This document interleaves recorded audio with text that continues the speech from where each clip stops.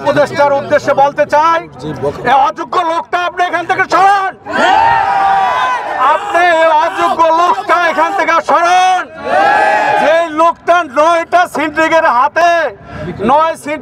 হাতে 20 লক্ষ মানুষের ভাগ্য তুলে দিতে তার উপদেষ্টার উদ্দেশ্যে বলতে চাই, এই অযোগ্য লোকটা আপনি এখান থেকে সরান। আপনি এই অযোগ্য লোকটা এখান থেকে সরান। যে লোকটা 9টা সিন্ডিকেটের হাতে 20 লক্ষ মানুষের ভাগ্য তুলে দিতে সেই লোকটাকে আপনি এইখান থেকে সরান। একজন যোগ্য লোক এখানে বসান, যার যোগ্য নেতৃত্বে এই ব্যবসায়ীদের সাথে বসে এই সমস্যার সমাধান করতে পারে।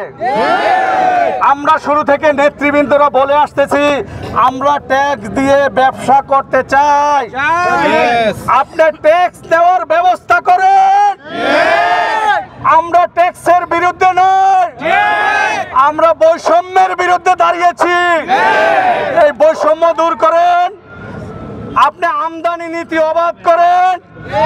আমরা ছোট ব্যবসায়ী, আমার পুঁজি অনুযায়ী, আমার ক্যাপাসিটি অনুযায়ী আমি ইম্পোর্ট করব, আপনি সেই সুযোগ করে দেন।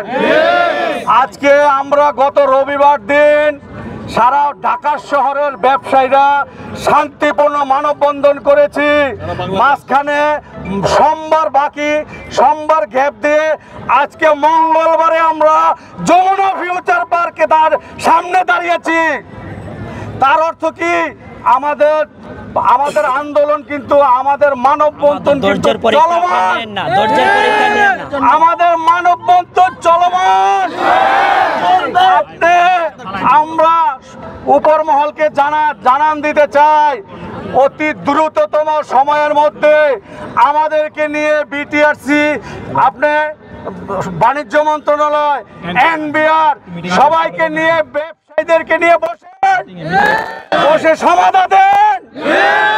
সুস্থ সমাধান না দিলে আমরা কিন্তু পরবর্তী আন্দোলন, কঠোর থেকে কঠোর আন্দোলনের সিদ্ধান্ত নিতে বাধ্য হব।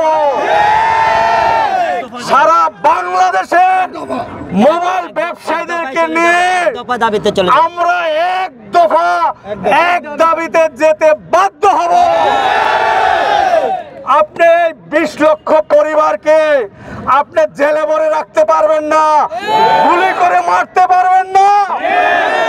আমরা শান্তিপ্রিয় মানুষ, শান্তিপ্রিয় ভাবে আপনাদেরকে জানাতে চাই, এই শান্তিপ্রিয় মানুষকে অশান্ত করবেন না। আজকে আমি আমার বক্তব্য আর দীর্ঘায়িত করব না। আমার ব্যবসায়ী ভাইদেরকে, আমার কলিজার টুকরা ভাইদের